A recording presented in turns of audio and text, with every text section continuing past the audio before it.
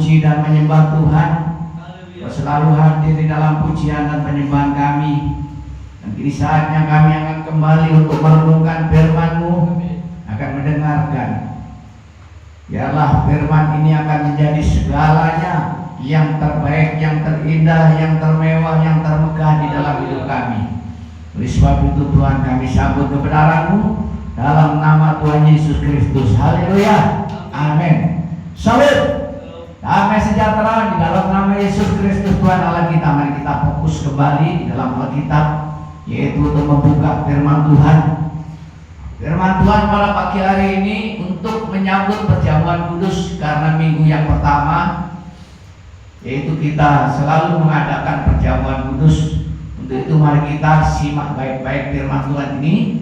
Dan firman Tuhan ini saya angkat yaitu di dalam kitab Ibrani, ya, Ibrani pasal 10, ya, ayat 1 sampai 18 ini yang akan kita angkat. Kami akan memberikan judul di sini dalam bahasa asing, yaitu bahasa Inggris. Jesus perfect surprise was operate the Bible. Ya, Jesus perfect sacrifice was operate the Bible. Artinya di sini adalah Yesus sebagai persembahan yang sempurna di dalam Alkitab. Ya, ini kita angkat dalam kitab Ibrani, yaitu yang pertama adalah hukum Taurat hanya merupakan bayangan. Kita buka Ibrani pasal yang 10. Ibrani pasal yang 10 ayat 1 sampai 6 di sini, ya. Itu berbicara tentang bayangan. Jadi hukum Taurat itu merupakan satu bayangan apa yang akan terjadi. Kita baca bersama-sama 1, 2, 3. Persembahan yang sempurna. Di dalam hukum Taurat hanya terdapat bayangan saja dari keselamatan yang akan datang, dan bukan hakikat dari keselamatan itu sendiri. Karena itu dengan korban yang sama yang setiap tahun terus-menerus dipersembahkan, hukum Taurat tidak mungkin menyempurnakan mereka yang datang mengambil bagian di dalamnya. Sebab jika hal itu mungkin, pasti orang tidak mempersembahkan korban lagi. Sebab mereka yang melakukan ibadah itu tidak sadar lagi akan dosa setelah disucikan sekali untuk selama-lamanya. Tetapi justru oleh korban-korban itu setiap tahun orang diperingatkan akan adanya dosa. Sebab tidak mungkin darah lembu jantan atau darah domba jantan menghapus dosa. Karena itu ketika ia masuk ke dunia, ia berkata, korban dan persembahan tidak engkau kehendaki, tetapi engkau telah menyediakan tubuh bagiku. Amin. Nah, satu lagi ayatnya. Kepada korban bakaran dan korban penghapus dosa engkau tidak berkenan. Amin. Ya, jadi ini adalah penting sekali untuk membahas dari ayat 1 sampai yang ke-6 ini, menjelaskan bahwa di sini di dalam hukum Taurat itu hanya bayangan. Jadi bayangan apa yang akan terjadi, ya, ketika nanti itu saatnya atau waktunya, ya, maka bayangan itu akan nampak, kelihatan, ya, seperti apa yang pernah kita dengar, apa yang kita lihat dalam kitab suci. Dan di situ setiap tahun terus-menerus, ya, mengadakan persembahan-persembahan. Misalnya punya sapi, ya, punya kambing, punya domba. Dan persembahan itu adalah persembahan yang tidak murah, harganya mahal. Kalau sapi harganya berapa sekarang? Ada yang 25 juta, ada yang 30 juta, ada yang 100 juta, ya, sapi. Dipersembahkan setiap tahun. Nah, belum di situ, ya, persembahan yang lain, persembahan yang hari-hari untuk penebus dosa, penebus salah. Nah, jadi kalau ada orang di sini salah misalnya, ya, hari ini maki-maki orang misalnya. Oh itu sudah cepat ngambil apa itu? Apa yang ada di rumah? Mungkin ada burung terkukur, mungkin ada di situ apa itu merpati, ya yang kecil-kecil untuk mengatasi ya dosa-dosa tiap hari yang dilakukan oleh manusia itu pada saat ini. Coba bayangkan kalau orang saja di sini memelihara burung, ya memelihara merpati misalnya, itu belum tentu 3 bulan sekali menetas, ya belum tentu di situ. Kalau kita pelihara ya kambing misalnya, ya setiap tahun bisa 3 kali 4 kali beranak. Atau di situ dipersembahkan juga mungkin ayam, ya ayam ini tidak setiap hari menetas. Nah oleh sebab itu di sini dengan cara kehidupan yang lama, cara pola yang lama, cara hukum Taurat ini membuat orang itu bukan semakin kaya, tetapi akan semakin miskin. Karena apa? Untuk persembahan setiap harinya kita misalnya salah mikir ya di sini, tiba-tiba ada keserempet apa itu motor kalau sekarang ini misalnya, ya ini di istilahnya di kontekstualisasi dalam kondisi saat ini. Serempet motor, kurang asem ini, dosa itu. Ya paling tidak dosa. Itu sudah harus segera mengambil burung merpati atau mengambil burung terkukur, ya kalau terkukur itu kan susah untuk dipelihara, tetapi burung merpati yang biasanya atau yang kecil-kecil itu ya seperti ya mungkin ayam mempersembahkan enggak ya burung nanti persembahkan burung merpati yang kecil-kecilan itu. Berarti pada saat itu banyak orang pelihara burung merpati karena apa? Itu untuk persembahan yang kecil-kecil. Tetapi persembahan yang besar itu setiap tahun, minim kambing, sapi, ya apa itu domba, ya itu untuk dipersembahkan. Maka di sini akan kehabisan, yaitu persembahan setiap tahunnya. Di sini akan kehilangan berbagai, yaitu binatang yang harus dipersembahkan. Maka di sini akan kekurangan, yaitu daging sapi, ya akan kekurangan daging kambing dan lain sebagainya. Karena apa? Ya tiap tahun dibelai di situ, disembelih. Ya, nah inilah sebabnya di situ hukum Taurat itu membawa yaitu bayangan, menantang, ya atau perantara untuk bisa yaitu menemukan persembahan yang sejati, persembahan yang benar, persembahan yang diinginkan oleh Allah. Itu bukan untuk persembahan yang temporer, sifatnya yang sementara, bukan, tetapi yang diminta oleh Allah itu sebenarnya adalah persembahan yang abadi, persembahan yang kekal, persembahan yang sempurna.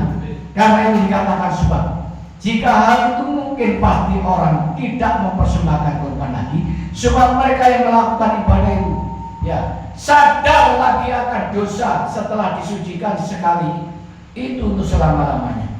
Tetapi ya justru oleh korban-korban itu setiap tahun orang diperingatkan akan adanya dosa.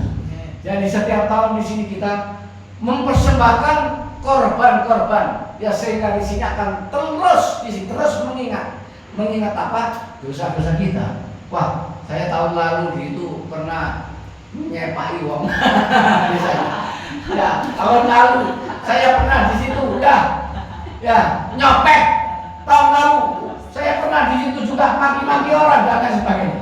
Jadi setiap tahun teringat dosa, setiap tahun teringat di situ apa yang dikatakan perbuatan-perbuatan yang salah. Ya, sehingga apa? Mengganggu mental, mengganggu pemikiran, mengganggu konsentrasi, mengganggu aktivitas kita. Karena apa? Ya di situ apa? Ya karena teringat-ingat dengan dosa-dosa, teringat-ingat dengan kesalahan-kesalahan, teringat-ingat dengan berbagai-bagai perbuatan-perbuatan yang dilakukan sehingga kerdil. Orang di situ pemikirannya kerdil karena teringat oleh dosa-dosa dan tidak teringat oleh apa yang baik. Karena persembahan 1 tahun tidak cukup untuk menyelesaikan hutang kita, dosa kita sebelum yaitu 1 tahun. Nah, dengan demikian maka terus menerus setiap tahun, terus menerus setiap hari memberikan persembahan penghapus dosa, penebus salah dan sebagainya. Oleh sebab itu penting di sini bahwa setiap orang-orang Kristen punya potensi untuk hidup yang lepas dari dosa, lepas dari berbagai-bagai persoalan, yaitu merasa bersalah, merasa terganggu pikirannya. Melainkan di sini tidak ada gangguan, tidak ada kesalahan, dan tidak teringat-ingat dosa-dosa, dan tidak teringat-ingat kesalahan. Karena di sini dijelaskan bahwa sebab tidak mungkin darah lembu jantan atau darah domba jantan menghapus dosa. Tidak mungkin darah lembu jantan, darah domba jantan bisa menghapus dosa. Ya, tetapi karena itu ketika ia masuk ke dunia, siapa itu? Kristus. Ia masuk ke dalam dunia, ia berkata, korban dan persembahan tidak engkau kehendaki, tetapi engkau telah menyediakan tubuh bagiku. Ya, jadi persembahan-persembahan yang dilakukan setiap tahun, setiap bulan, setiap hari tidak dikehendaki oleh Tuhan, tetapi Allah sendiri yang menyediakan korban itu, yaitu persembahan tubuhku sendiri, yaitu tubuh Kristus Yesus yang telah dipersembahkan lewat kematiannya di kayu salib. Bagian yang kedua, hakikat persembahan yang datang, yaitu Ibrani 10 pasal 10 ayat 7 sampai 10 dikatakan, lalu aku berkata, sesungguh aku datang. Dalam gulungan kitab ada tertulis tentang aku untuk melakukan kehendakmu yang Allahku. Jadi kedatangan Yesus Kristus itu untuk melakukan kehendak Allah, kemauan Allah, program Allah, rencana Allah, yaitu melakukan apa? Di atas perkorban, di atas ia berkata korban dan persembahan, korban makanan dan korban penghapus dosa tidak engkau kehendaki, dan engkau tidak berkenan kepadanya. Jadi tidak menghendaki ya. Apa yang dikorban-korbankan itu Tuhan sudah tidak mau lagi.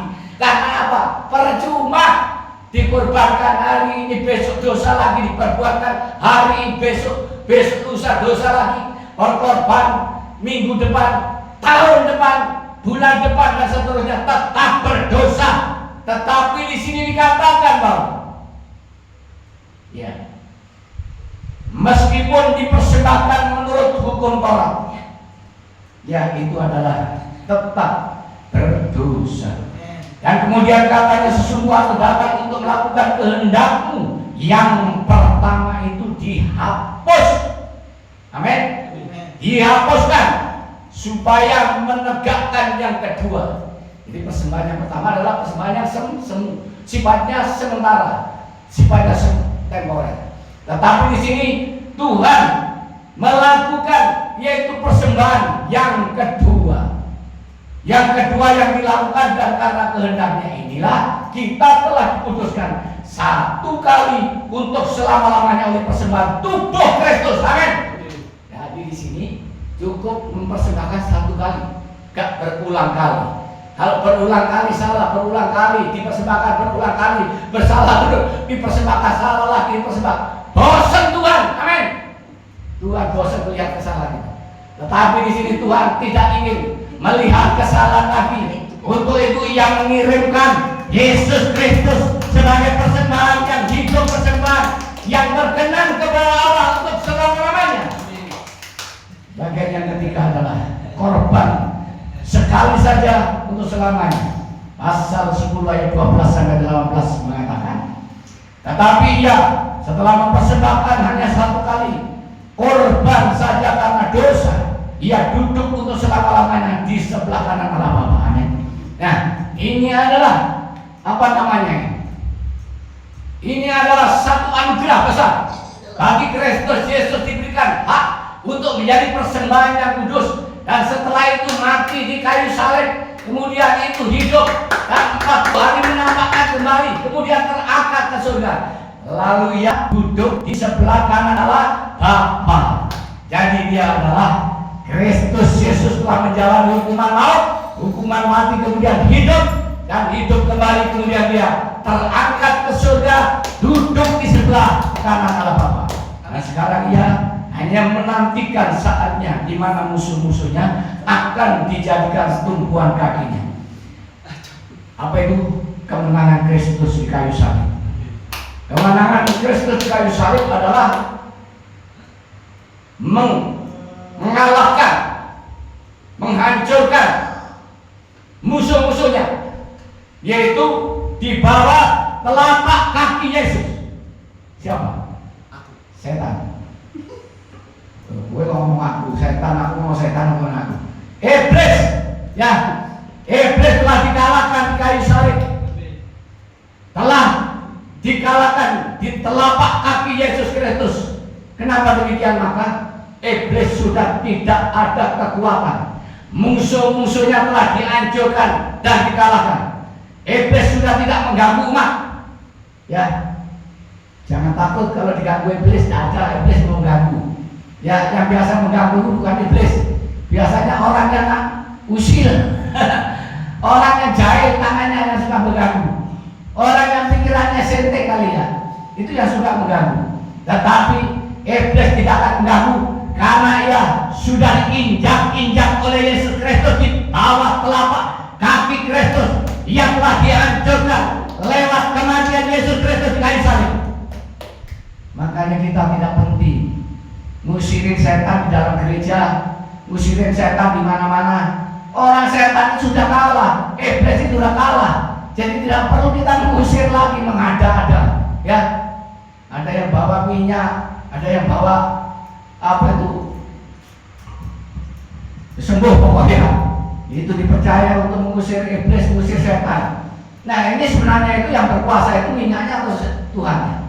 Ya, apa salibnya yang berkuasa atau di situ minyaknya? Tetapi yang berkuasa di sini adalah bukan minyak, melainkan adalah salib Kristus, Yesus Kristus, Roh Kudus yang sudah menjadi bagian dalam kehidupan orang-orang yang percaya. Setan akan pergi, setan akan lari. Apapun di sini, yaitu bentuknya lelembut, bentuknya di sini yang tidak kelihatan. Lari dari, yaitu orang-orang percaya, lari dari orang-orang Kristen. Jangan orang Kristen takut sama hantu, takut sama pocong, takut sama setan, takut sama iblis. Sana lu angker, sini lu angker, situ lu angker. Kemarin saya dengar di situ ya, katanya orang langsung kesambet, ya, katanya orang langsung nggak sadar di situ. Kenapa? Ya mungkin kelaparan kali, lupa di situ nggak makan, kerja keras nggak makan, dia lapar. Jadi akhirnya apa? Ya pingsan. Nah, oleh sebab itu penting kita harus mempelajari sini. Lanjut.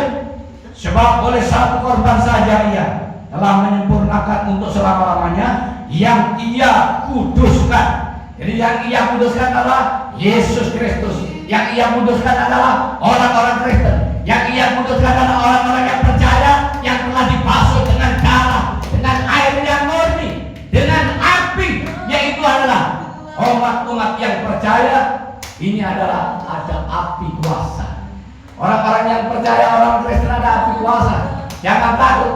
Jangan takut dengan apapun santet. Jangan takut dengan apapun gangguan-gangguan, umel-umel, opo-opo dan lain sebagainya. Karena apa? Ada kuasa, ada api. Api kuasa yaitu dari Roh Kudus yang dapat membentengi kita semua. Amin. Nah, sebab setelah ia berfirman, inilah perjanjiannya akan kuadakan dengan mereka. Sesudah waktu itu ia berfirman juga, aku akan menaruh hukumku di dalam hati mereka dan menuliskan dalam akal budi mereka. Amin. Jadi hukum itu sudah tertulis, tersirat, tertancap, tertanam dalam hati kita. Hukumnya apa? Hukumnya apa? Bisa jawab enggak? Ya. Kasih. Sebenarnya kasih itu bukan hukum. Kasih itu adalah perintah. Tetapi di sini dihubungkan dengan konsep perjanjian lama, maka adalah hukum. Tidak ada hukum lain selain kasih. Tidak hukum lain, tidak ada selain kasih Kristus Yesus. Tidak ada perintah yang lebih baik, perintah yang lebih indah, yang lebih mewah, megah dan istimewa adalah perintah kasih Yesus Kristus. Kasihlah dirimu sendiri, kasihlah sesama manusia, kasihlah Tuhan Allah. Kalau kita mengasihi diri kita sendiri, pasti kita mengasihi orang lain. Kalau kita mengasihi orang lain, kita juga pasti mengasihi Tuhan kita. Kalau kita mengasihi Tuhan kita, pasti mengasihi orang lain. Ada orang kasih dengan Allah, malah membunuh orang.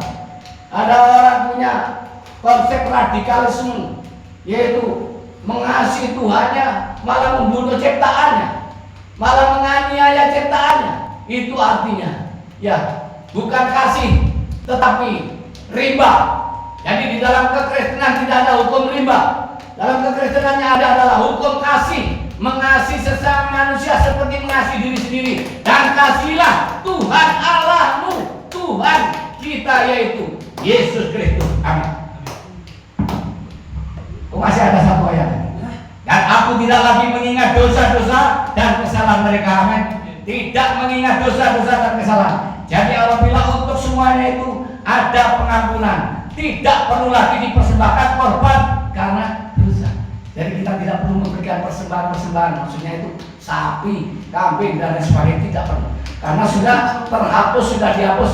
Ya, hukum itu sudah tidak ada. Hukum Taurat sudah tidak ada. Yang ada hanyalah perintah baru, yaitu kasih Kristus, kasih sesama manusia, kasih Tuhan Allahmu, dan kasih diri kita sendiri. Amin. Tuhan memberkati. Mari kita angkat dengan pujian dan kita perjamuan kudus. Bapa,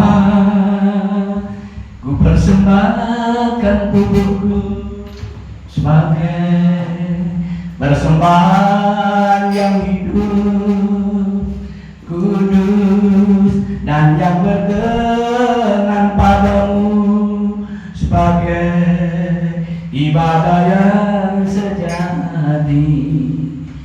Ku sembah Kau Tuhan, ku sembah Kau Tuhan, ku serahkan hidupku kepadamu untuk kemuliaan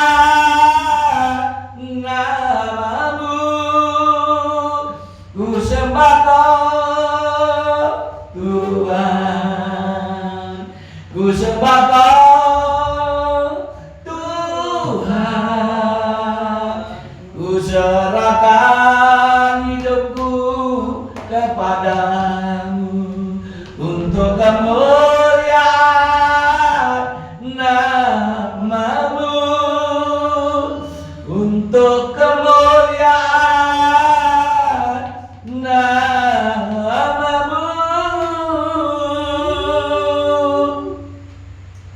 Mari kita mengangkat roti kita di atas tangan kita, kanan kita.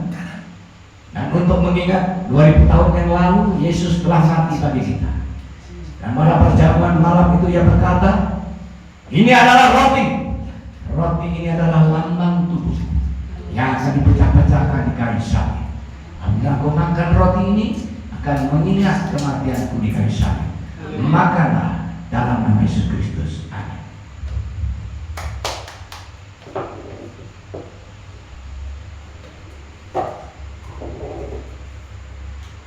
Lalu Tuhan Yesus mengambil tawa malam itu.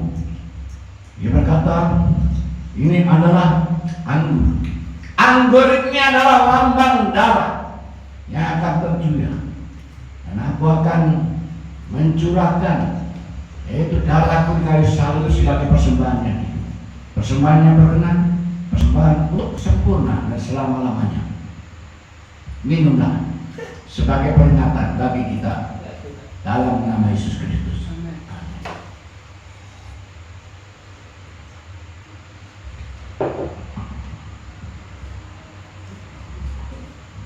Dengan darah